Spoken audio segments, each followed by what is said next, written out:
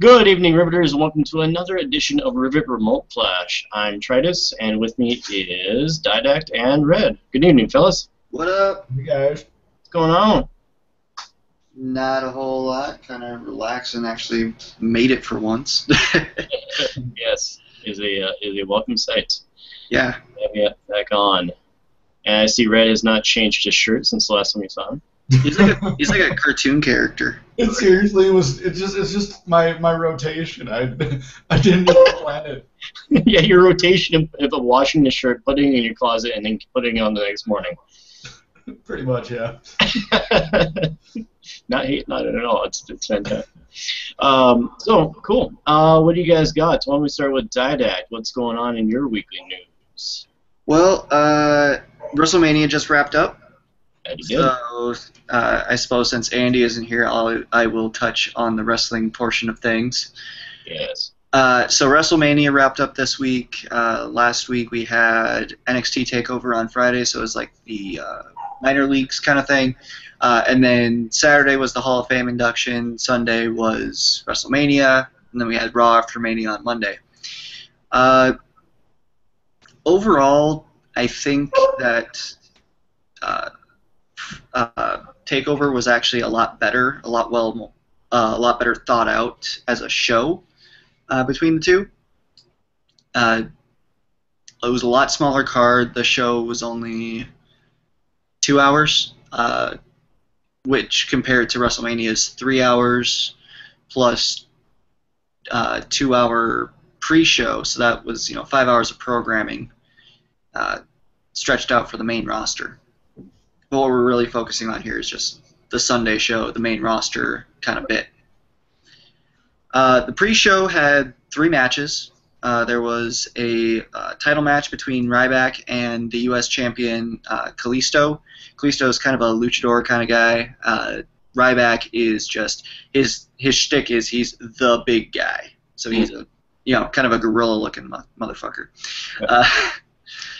It was a pretty boring match. The crowd wasn't too into it, just mainly because it was 2 hours before the show was even supposed to start. So they had just started letting people into the arena. Okay. And so the crowd probably watching the match was, at least that you could see from hard cam, was maybe about 40, maybe 50 Brutal. people. Yeah. So there wasn't a whole lot of people watching that match. It was a well-paced match. It made Ryback look like an absolute monster. Kalisto, they made it actually look like a David versus Goliath kind of thing, which, kind of works because Kalisto's kind of this underdog. He's kind of Rey Mysterio-like. He's very small, but he actually ends up retaining in that match.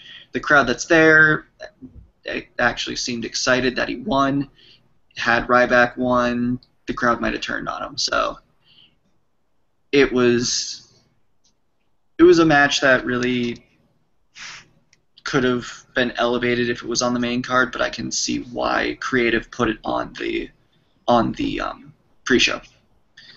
The match after that was a tag match between the Usos, Jimmy and Jay, versus the Dudley Boys, Devon and Bubba Ray. And that one kind of was, is your standard heel-face kind of fight. There really wasn't much story that happened. If you've been watching Raw or SmackDown for the last few weeks, the Usos and the Dudleys have had this feud where they're just going back and forth trading wins, and it was just supposed to be a thing that was supposed to end their rivalry. Dudleys came out strong, absolutely manhandled the Usos. Dudleys got cocky, Usos capitalized. Faces win. It's pretty much, how that match went. There's not much to write home about that one. Gotcha. The 10-woman tag match. Now this one, WWE worked on for about, I would say they worked this story for this match for about 3 weeks leading up to Mania, so there wasn't a whole lot of build to it, but it involved a lot of the talent that normally wouldn't have been in the show. This was another pre-show match. It featured the Total Divas, which the Total Divas reality show on E features 5 or 6 of the WWE women's wrestlers.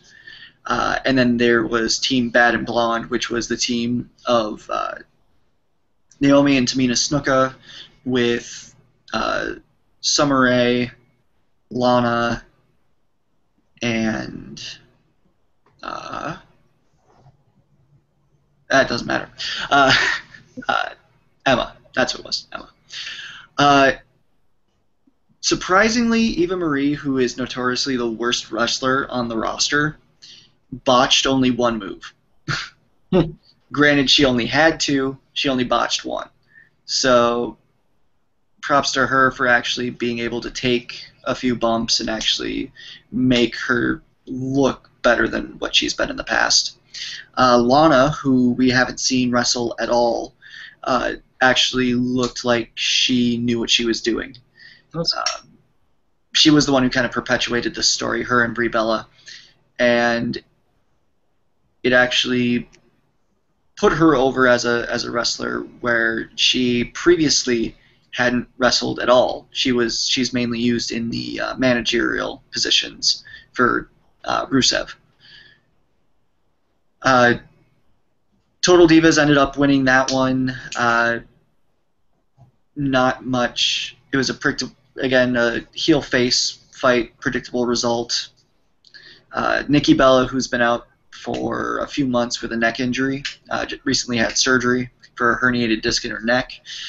Came out to celebrate because it was, her sister was kind of the main face in the feud. So then the show finally opens up after 3 kind of boring matches. And we get a 7-man ladder match.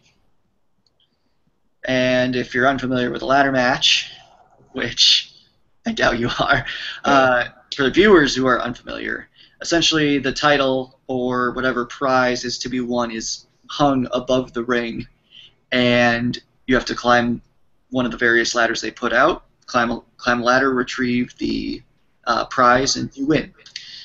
This saw Stardust, Sin Cara, The Miz, who you may know as Mike Mizanin from The Real World back in 2003. Wow. Yeah. Mike Mizanin, he's still around. Kevin Owens, Sami Zayn from NXT. He finally made the push to the main roster. And who else did we have here? Dolph Ziggler and Zack Ryder. It was a fairly fast-paced match. Not a whole lot of resting. Not a lot of ladder spots. There wasn't a whole lot of people throwing around ladders or anything like that.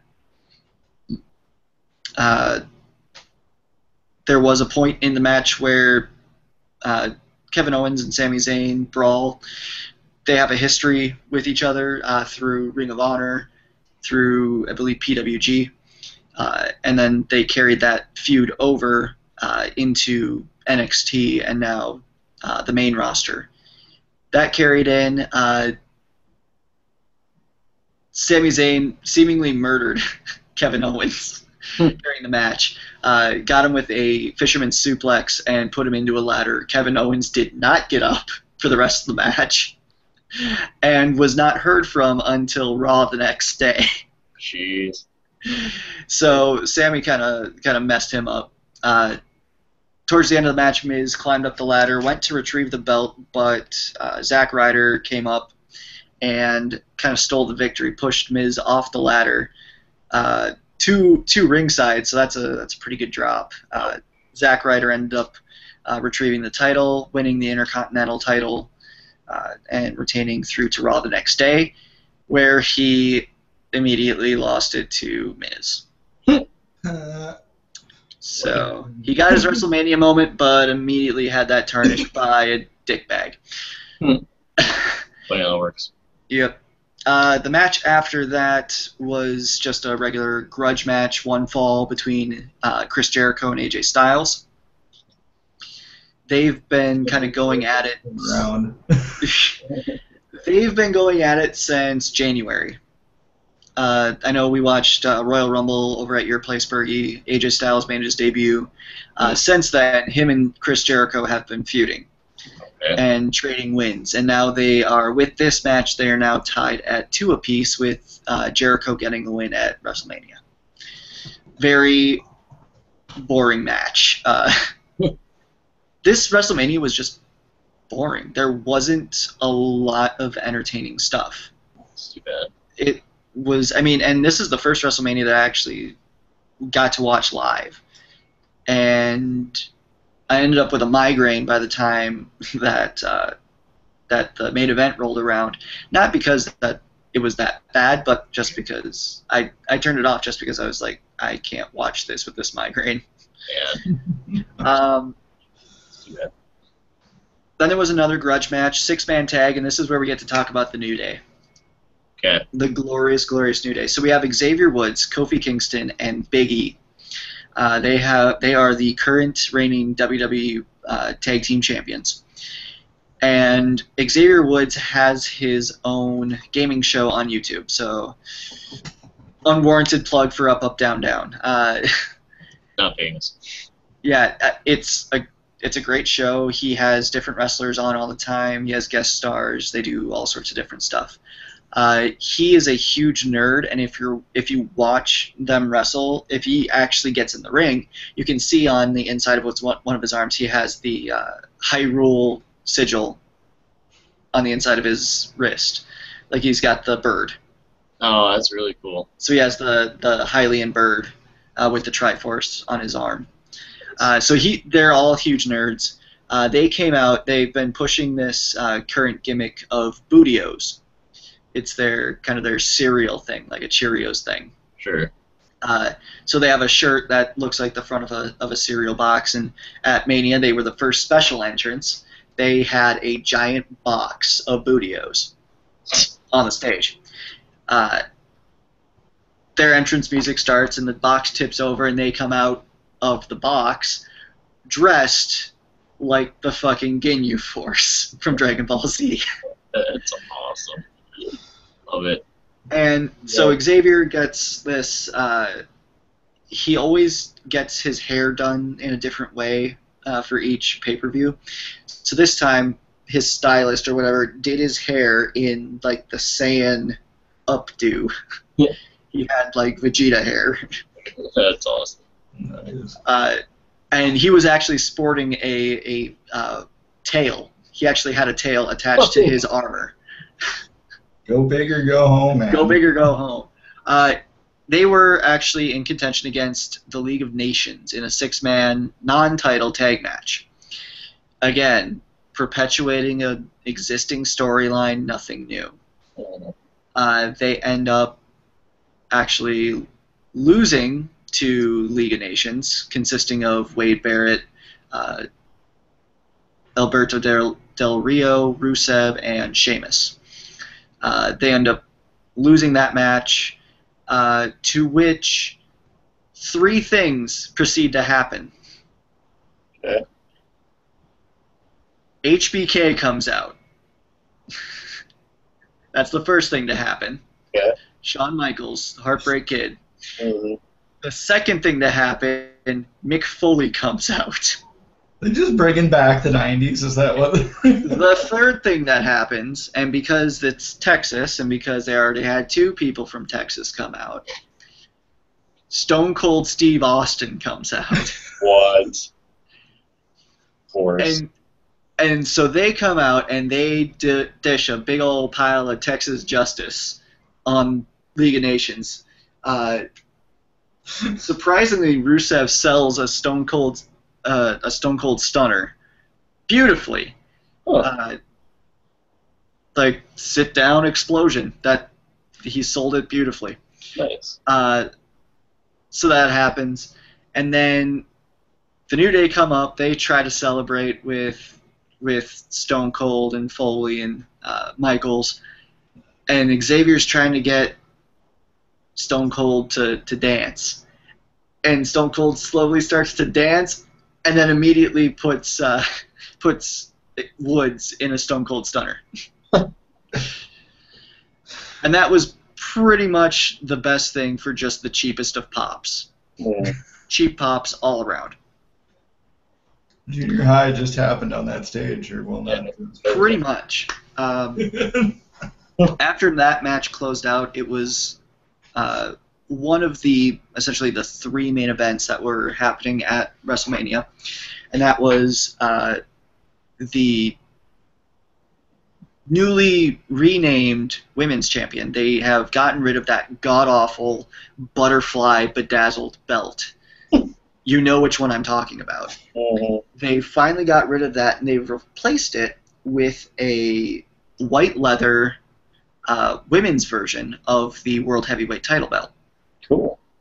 So they've replaced. It's really nice. It's gold. Instead of the black on the inside like the World Heavyweight, it's red. Has the same overall look to it. So the side plates. The only thing that's really the biggest difference is that instead of World Heavyweight title on the bottom, it says Women's Champion on the bottom. So that's nice. They have done away with the Divas division. The Divas division doesn't exist anymore. If you actually go to WWE's website, it doesn't have a Divas section anymore. Wow. They have taken all the women and all the men, and they put them in one section that's called Superstars, and that's where all of the wrestlers are. They don't split it anymore, which is great. Yeah, that is cool. The match was overall pretty well done. Charlotte again was is the reigning champion. She comes out. She was up against Becky Lynch and Sasha Banks. Sasha Banks' entrance, she actually got a special entrance as well since her cousin is Snoop Dogg.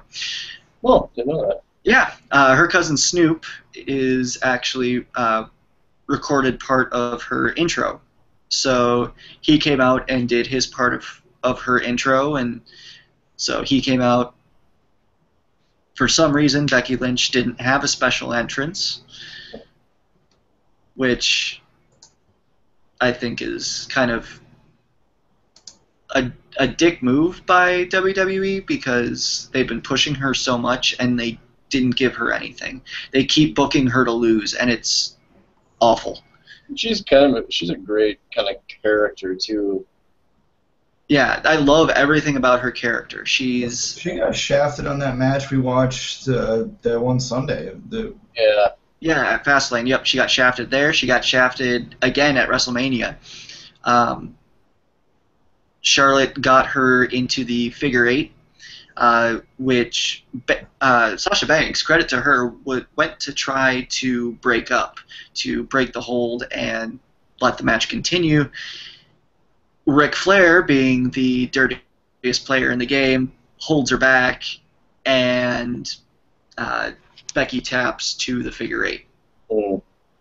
Which I'm really, really tired of Becky losing. It's getting to the point where they're just trying to bury her. And she's a great character. She has amazing potential. She was one of the top performers in NXT before she moved up, and now it seems like the writers for the main show are just kind of throwing her under. Doesn't really make a whole lot of sense. No, they built her up to be this big former best friend of Charlotte angle, and they pretty much just shit on it. So I don't know why that gets to be a thing. The next fight after that, we had a street fight between Brock Lesnar and Dean Ambrose. The Orc versus Dean Ambrose, basically. Yeah, pretty much. So it was. They actually had a pretty good build to this match. It was, I believe, the Raw after Fastlane. Dean Ambrose was slated to arrive. He gets there. Brock Lesnar ambushes him backstage, puts him through 2 limo windshields. Dean gets... In a row? Yeah, in a row. No, seriously, in a row. He gets carted off to the hospital. Later in the show, Paul Heyman comes out to cut a promo about how Brock destroyed Dean Ambrose. Ambrose comes back in the ambulance, driving the ambulance. Wow. He comes back, drags himself down the ringside. Brock and Heyman kind of see him, and they're like, fuck him, and they walk off. Dean gets a mic and challenges Brock to a street fight. Brock accepts. We have a feud for Mania. In the last couple weeks, he's gotten a couple gifts. He got the barbed wire bat from Mick Foley, and then he also got Terry Funk's chainsaw. Dang. So in a match that you think that anything can happen, that anything should happen, nothing happened. Huh. This is it's a no holds barred street fight. This type of match is just, it's supposed to be 2 guys beating the shit out of each other, bloody, chairs, tables, kendo sticks, barbed wire bats. Right. And the match mainly consisted of suplexes and kendo sticks. Like, Brock Lesnar suplexed Dean Ambrose to hell and back. Mm-hmm. And in between those were bits of Dean Ambrose hitting Brock Lesnar with a kendo stick. And That's essentially Lesnar's only real move, though, isn't it? I mean, it is pretty much his only moveset. Like, if they, in 2K, if they had just been, like, press X to suplex, that should have been, like, his entire moveset. Press X to suplex, press circle to suplex, press triangle to suplex. Brock smash. Brock smash. does Vince McMahon keep Brock Lesnar in, like, the Rancor pit and just, like, do him? And the funny thing is creative builds him up to be like this biblical beast. Yeah. Like, the video package they aired before the match, they took an entire passage from the Book of Revelations about the beast rising from the ocean, and like, they used this entire biblical thing. Wow. Okay. So he's the beast, the conqueror, Brock Lesnar. The one thing I do like, though, is that Paul Heyman still reiterates that he's an NCAA champion, which, go Gophers. Yeah. I think there was really 2 spots in that match that really stood out to me, and that was Dean getting a low blow on Brock. Brock came over, threw down a kendo stick, and like dared Dean to pick it up. Dean goes to pick it up, and Brock steps on it. Dean then gets it in his head to, oh, well, you're standing right over me, so. It's like the only place to hit Brock. That is pretty much Brock's one weakness. If you watch any match with Brock, there is, at any given point, he will get hit in the nuts. I saw a montage video of that once. I think you showed that to me. Oh yeah, it was.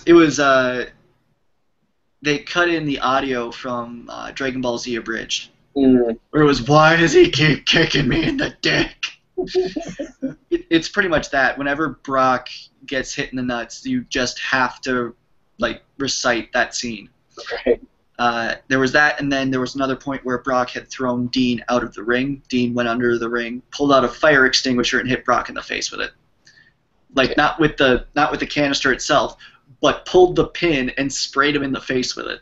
I bet that was cold. That's one way to do it. Yeah, that's one way to do it. So, but a little creative, in a no DQ match, Brock Lesnar actually wins in a match that's supposed to make Dean look like a threat. Right. That's really surprised, I guess. Hell in a Cell was Shane McMahon versus The Undertaker. Stipulation being, if Shane won, he would get control of Raw. If Undertaker won, Undertaker would continue to wrestle at WrestleMania. Also, Vince would disown Shane as his son. And So this was, again, like Lesnar Ambrose, this is a non-disqualification match, and nothing happened. You're expecting something crazy to happen, and nothing happens. You're expecting somebody to run in and interfere with the match. You're expecting all sorts of things. Nothing. Pretty much, Shane is able to get the wall of the cell open, kind of escapes. Taker chases him. They brawl outside the ring for a little bit. Shane's able to get the upper hand and puts Taker on one of the announce tables. And then gets it in his stupid head to climb the damn thing. So he climbs to the top of the cell, takes a 25-foot dive off the cell, through the table, and loses the match. yeah. Of course. I mean, what is the victory condition for Hell in a Cell again? I forget. It's just a pinfall or pin or knockout? submission. What? Pin or submission? No. Yeah, pin, submission, or knockout. That's the win condition there. And so Shane loses, which is like pretty much saying, hey, you wanted change? Well, fuck you, you're not getting any. Right. At this point, there's essentially, they've been teasing this whole night that there was going to be a Rock segment. There was also, there's that, there's the Battle Royal, and then there's the final match of the night. So there's 3 more segments left in this thing. And this show has gotten a resounding, I guess. So we have the Battle Royal, and it's a 30-man over-the-top rope match, similar to the Royal Rumble, but instead of everybody coming out one at a time, everybody's in at once. Fantastic. The match features people like The Ascension, Social Outcasts, Tyler Breeze, the NXT entrant this year was Baron Corbin, making his main roster debut. He's kind of a heel. Well, he is a heel. He is kind of like your biker douchebag buddy kind of guy. And for some reason, Tatanka, who we haven't seen since 2006, is back. Okay. And then they do the special entrances, and there was 3 special entrances. And those special entrances were taken up by Big Show, DDP, Wow. and Shaq. Like Shaq, the basketball player. Like Shaq, the basketball player, yeah.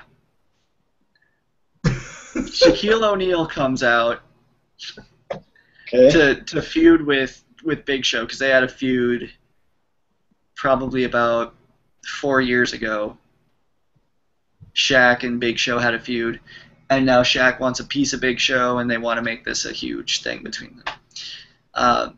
DDP actually looked good, despite not wrestling since probably, 2002?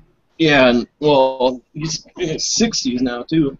Yeah, but he looked good. He hit what he was supposed to. He did pretty much everything. Yoga is actually pretty good. DDP is Bergie's yoga teacher. Yeah. Well, what's hilarious is that whole yoga thing started as a gimmick for DDP. Right.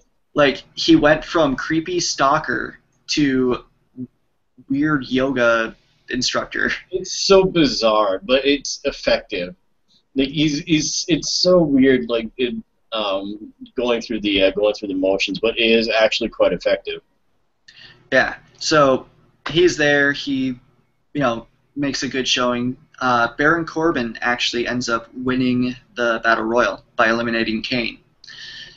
So he kind of gets this push going into the main roster, is he won the Battle Royal, he eliminated Kane, makes him kind of look like a badass going in up to Raw.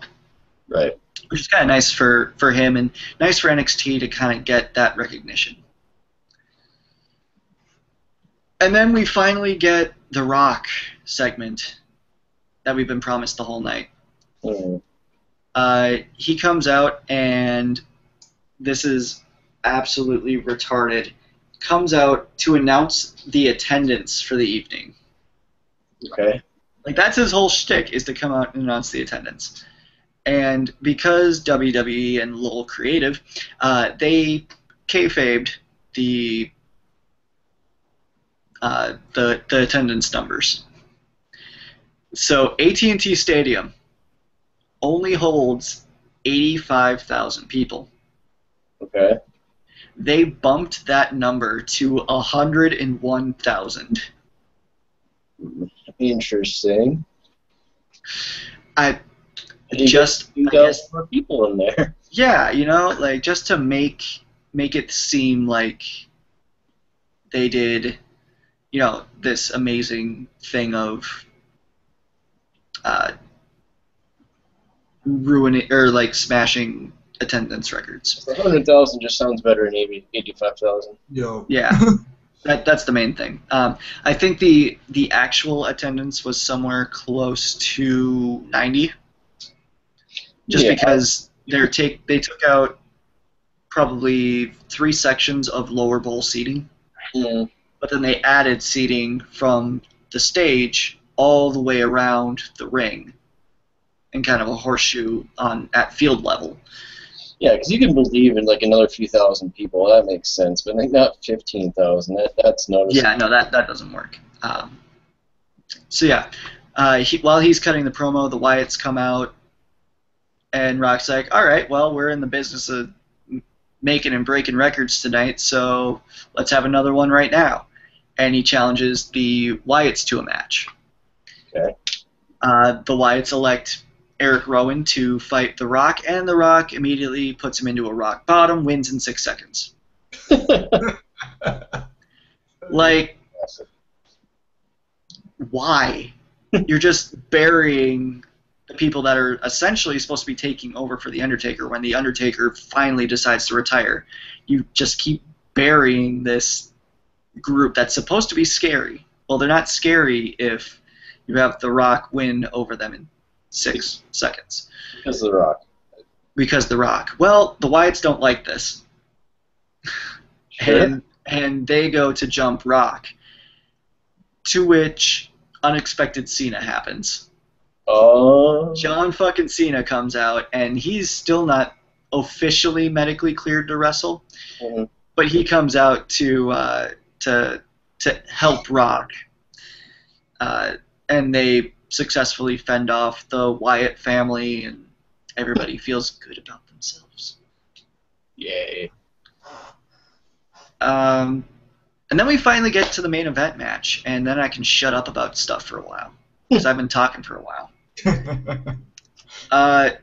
We get to the World Heavyweight title match, and that is between Triple H and Roman Reigns, because, again, Lowell Creative, and you must like Roman Reigns. Vince says you like Roman Reigns, so you have to like Roman Reigns. Creed. So, like last year's WrestleMania, Triple H's intro has an intro for his intro. He has a short vignette, and then it cuts to Stephanie,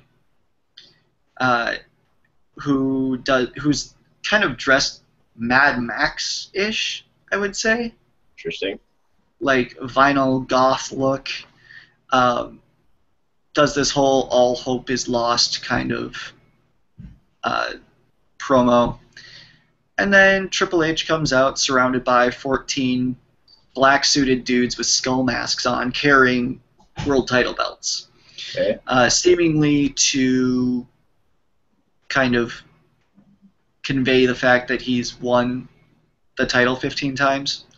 Or those 14 titles are the 14 people he's defeated for those titles. And essentially does his normal entrance. Whoop-de-doo. Mm-hmm.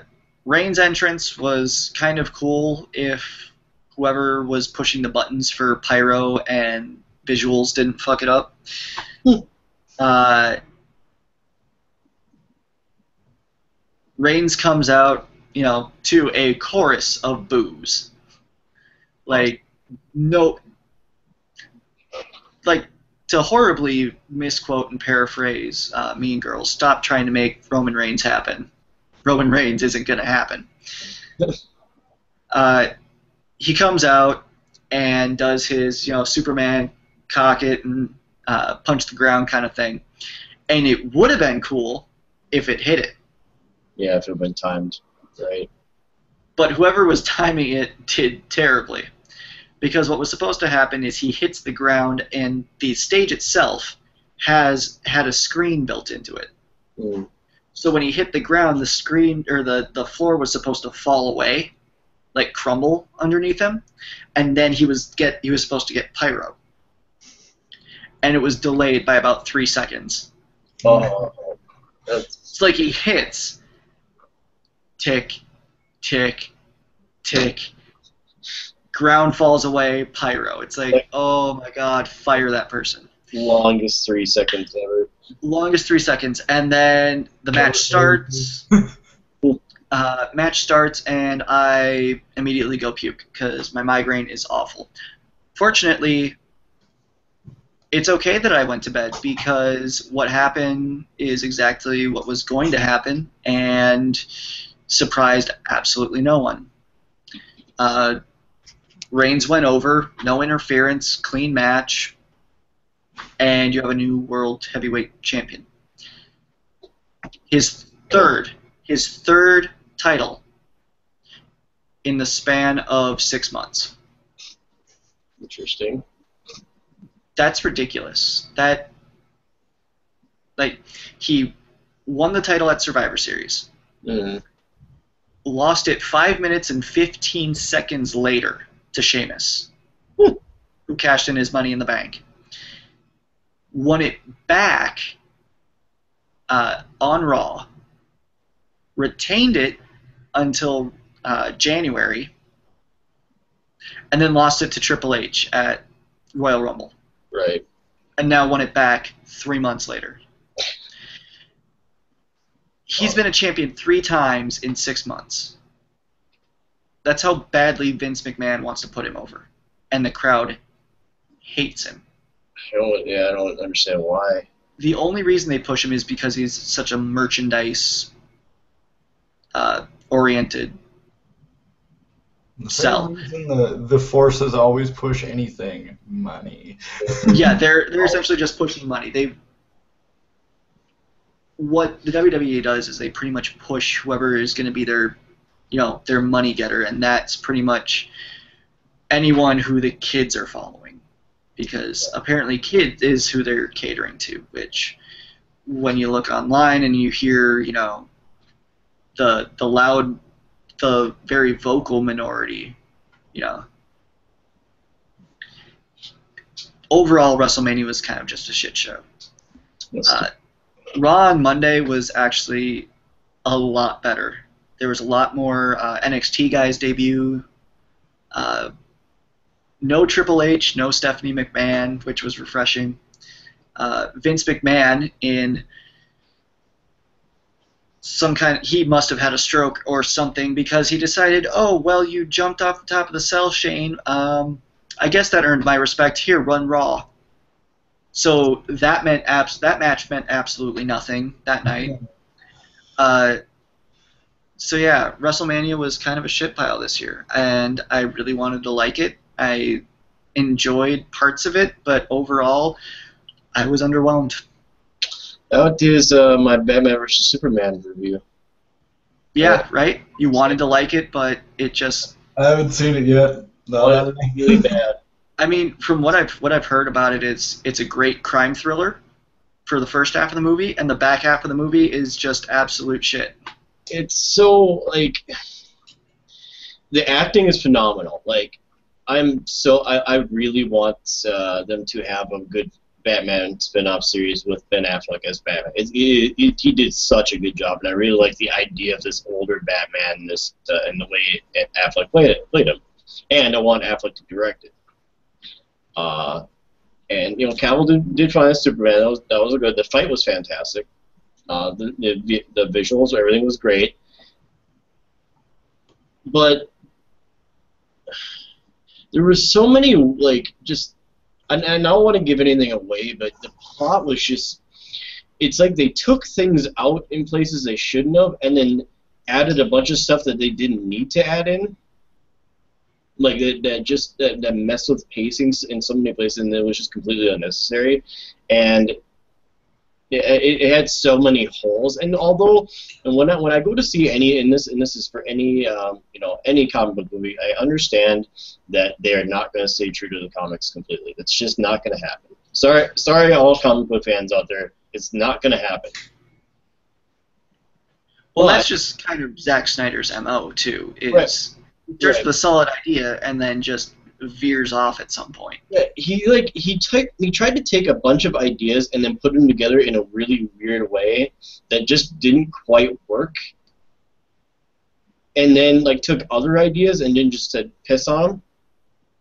I don't want to say it because it's actually kind of a big ruin, but there in the beginning of the movie something happens that doesn't make why he did it. And the explanation, and then he gave an explanation in interviews why it still makes no sense. Why? It was such a waste. But there was some other really cool moments, and I think they did a good enough job setting up for the expanded universe. I mean, as long as the next movies are good, they'll be okay.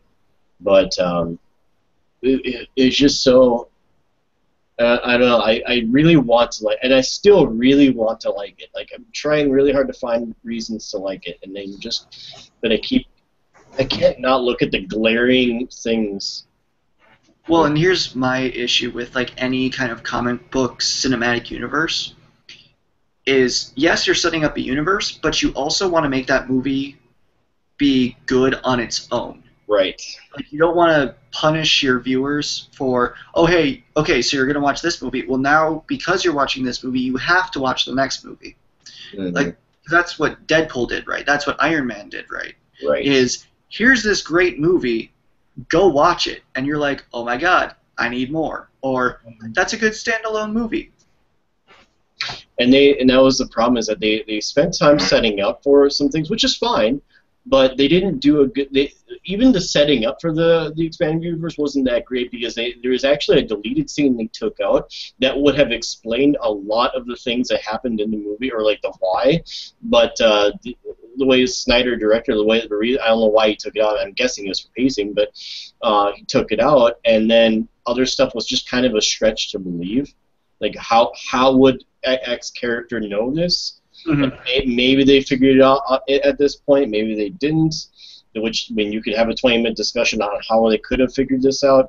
But we're just they're expecting the audience to accept it, which okay. In some things it's fine, because you want to give credit to your intelligent audience. Mm-hmm. But then in other places they over-explain things, or show scenes that are completely unnecessary to show because your audience is already so intelligent that you're almost patronizing.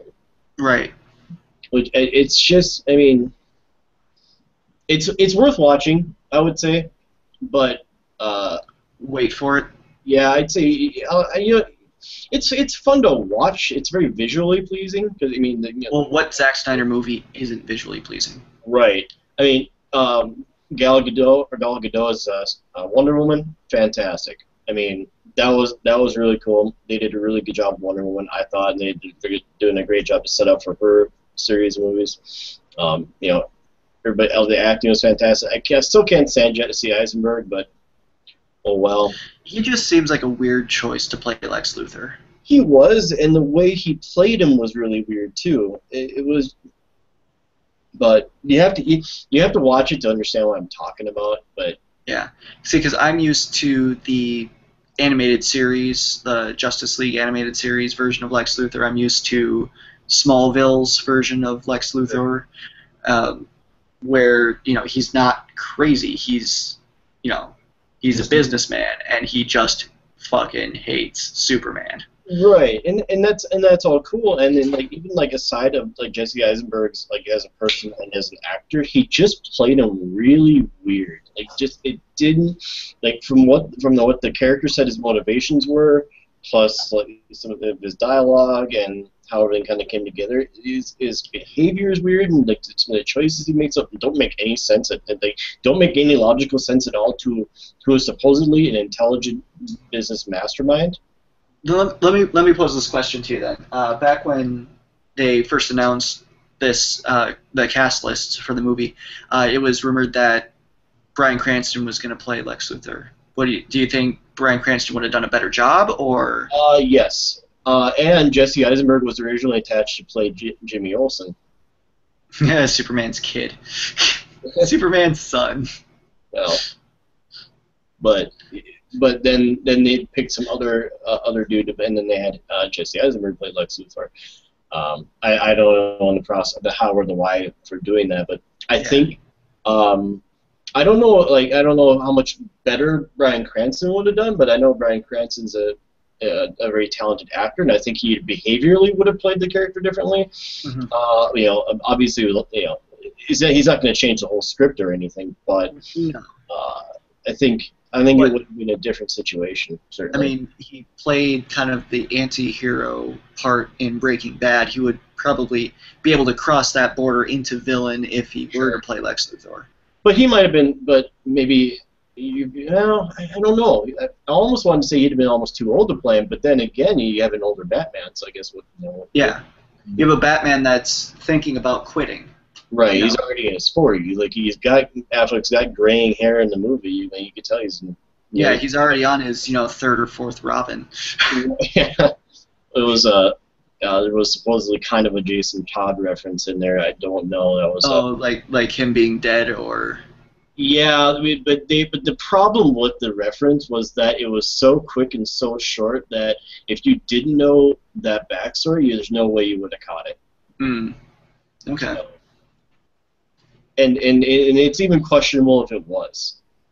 So. Okay. But I mean, the acting was great. Jeremy Irons made a really good Alfred, I thought. Amy Adams great as Lois Lane. You had a bunch of again, you have Diane Lane as Martha Kent. That was really good. You had a brief cameo with Jeffrey D. Morgan and Lauren Cohan as the Thomas and Martha Wayne. Thank you, the Waynes. I mean, the acting was fantastic. For the most part, the casting was fantastic. But I would say watch it. Go see it. It's worth knowing. It's you hear all the reviews and everything, but it's still worth going to making that judgment yourself. Okay. Other than that, I think we can move on to Red. What do you got for us? Try to. We've been talking for mine, short but sweet. We forgot on last week's Flash. We forgot an important announcement. The last online content for the PS2 was shut down on March 31st. That was the Final Fantasy 13, I believe. Oh, that's great. They did release that. I think it was one of the last games they released. Or no, Final Fantasy 11, excuse me. Yep, because that was the last MMO that was active on PlayStation. Yep. Yeah, because I remember 13 was on PS4. Yeah. It was on PS3. PS3, and they also did. Didn't they do a version of? No, they didn't. Never mind. They didn't. Which I had already assumed, honestly, that had all been done, but apparently not. Yeah, I think it was FIFA and Final Fantasy that were duking it out for the end of PlayStation 2. Which is really impressive. I haven't had a PS2 almost 6 or 7 years. Yeah, I mean, mine gave up the Ghost when we were still in Alexandria. Like, that was 2007. 2007? 2007. There's a lot of shenanigans that year. Good times. But yeah, that's kind of all I got. Again, continuing from last week, you can, if you're on the not pre-release, I forget what Windows calling their preview, like beta updates or whatever on Windows 10, you can now get the bash shell if you're, on the non-stable track for their updates. Right.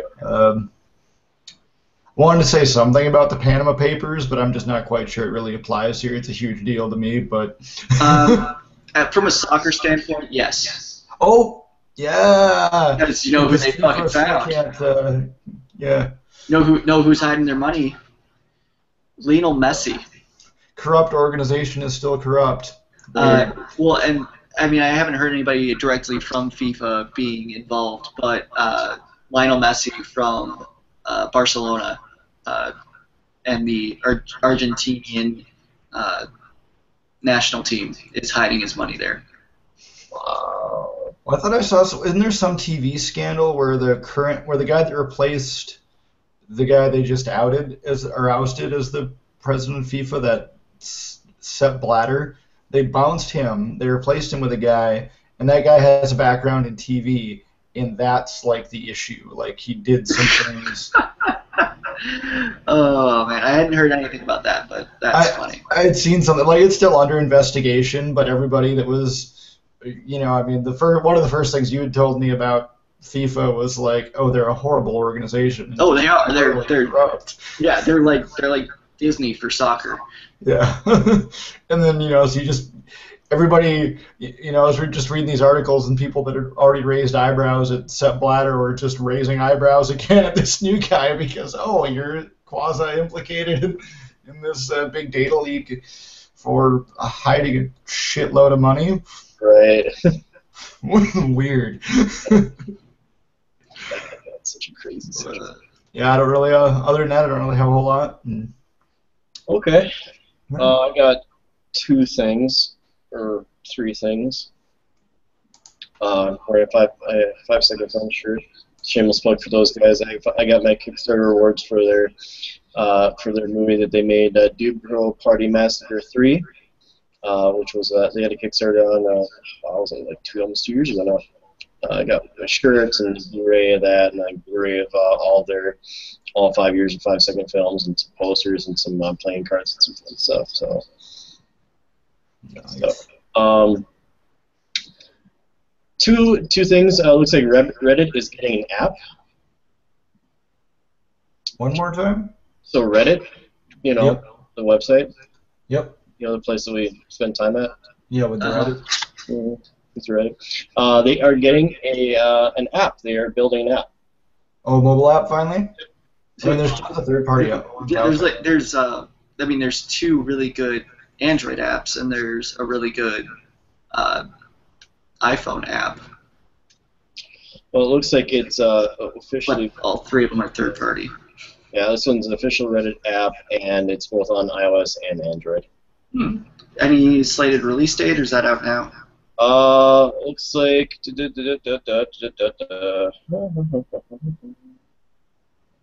want to say it's out now, but. Well, let me hit the Play Store real quick and let me check. Yeah, it looks like I think it's out now. Because I've been using Reddit is Fun and Reddit Sync. And I use Now for Reddit. And that's been pretty handy for me on Android. Yeah. Let's see. They have Relay. Reddit is Fun. Bacon Reader for Reddit. It's out now. So I mean, the way they're talking here is you can download the app right now. I didn't look for it yet. Who's the developer? Reddit itself. Well, that's what it says.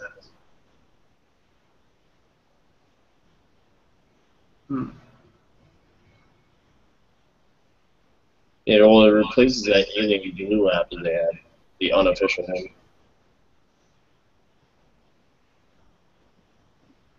But yeah, it looks like the developer is Reddit, so. pretty cool. Yeah. So check that out. Look that up if you are a Redditor. One more. Letters form words, words form sentences. Do they? Do they really? And Netflix looks like is going to make a play for a Death Note live-action film. Oh, finally.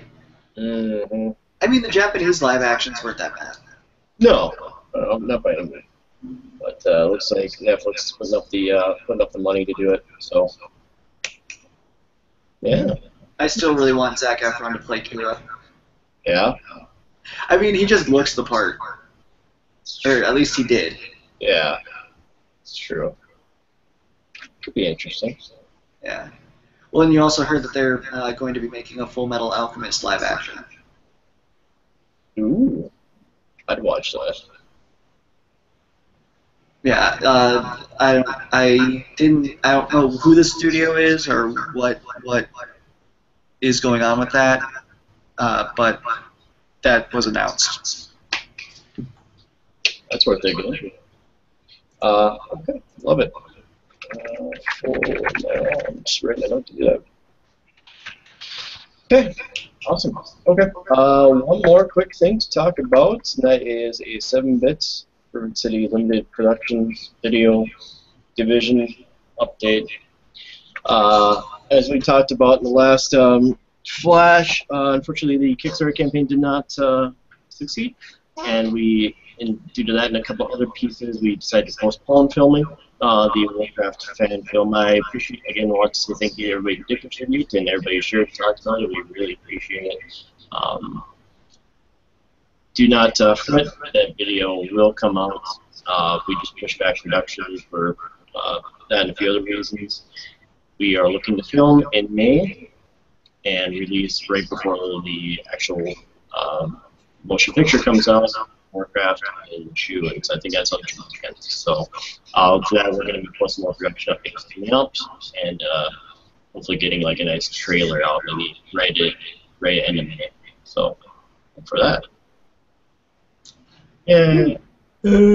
Otherwise, we for other 7-bit things, we're going to be after Detour, which we'll be at Party or Matt. I'm still not 100% sure what I'm going to cosplay. I think I'm going to be Direct Action Santa. So look forward to that. Otherwise, everybody's going to be in different costumes. I know Ash is doing a couple different ones. What are you doing? What are you guys doing, or if anything? Well, since you are actually the only reason you're doing Direct Action Santa is because I'm bringing Krampus. Right. So Krampus and Santa will be there. Deadpool will be there with Domino. Ash is bringing Domino as well. I'm also going to be bringing just a low-key version of my Finn Balor outfit. I have the belt almost finished, and it looks baller. Love it. I mean, for a first go-around on making a title belt, it's okay. It's not the greatest. It doesn't look like, the actual deal, but it's a title belt. And then, let's see, I was bringing Krampus, Deadpool, Finn Balor. There's something else I was going to bring. I can't remember, so if I do remember, it'll be a surprise. Perfect. I mean, it's already plenty of costumes as is, but yeah. Love it. I know Ash is tentatively planning possibly a surprise costume. If it's what I think it is. What do you think it is? Trunks? No, she's bringing Trunks. That one's not a secret cosplay. Okay. There's a third secret cosplay that she's. Fantastic. So, Domino, Trunks, and then there's a third one that she just told me today that there's going to be a third secret cosplay. Surprise! Surprise! All right, DW, what are you gonna do? Well, I have flirted with the idea of improving my Jedi costume that I wore to Didactic Dark Wolfpaw's wedding. I've also just thought about plugging Rivet City swag and just kind of doing that. So we'll see. I'm not really a costumer, but Jedi was fun. But I need some pockets in that damn robe. Yeah. That was super difficult. Utility belt. Hard to buy drinks when you can't get at your wallet. And utility belts. What type of pants are you wearing under the robe? Well, I didn't spring for a tunic, and I borrowed Bergie's Aikido gi. Okay. So I had my jeans trapped under the Aikido gi with my wallet in the pocket, and that made it extremely difficult to do lots of things like skiing and. There's a vendor that'll be at Detour that sells, you know, that pocket that Ash has. Yep, the clip-on one thing. Yep. The vendor that sells those will be at Detour, so you'll be able to get a couple of those. Those are cool. Yeah, I thought about that. Vendors. Yeah. Also, I suppose we can kind of announce this now, since I'm actually here. With the Detour room party for Rivet City, Didact Gaming will be there, streaming, doing guerrilla gaming. We're gonna have head-to-head games, do short little interviews with cosplayers and things like that while playing games. And then week after Detour, Rivet City Gaming kicks off. It's going to be great. It's a 5-day-a-week game streaming, I shouldn't say service, but game streaming channel. It'll feature everybody involved with Rivet City right now, and I heavily look forward to it. I'm actually thinking about picking up MLB The Show, just because I played it. I think the last version of that I bought was 2013, and apparently the 2016 edition is even better. So I'm planning on picking that up and possibly playing some of that on stream as well. Love it. Nice. Yeah, I'm going to play Smite. Nice. Well, when you live with essentially your tutor in Smite.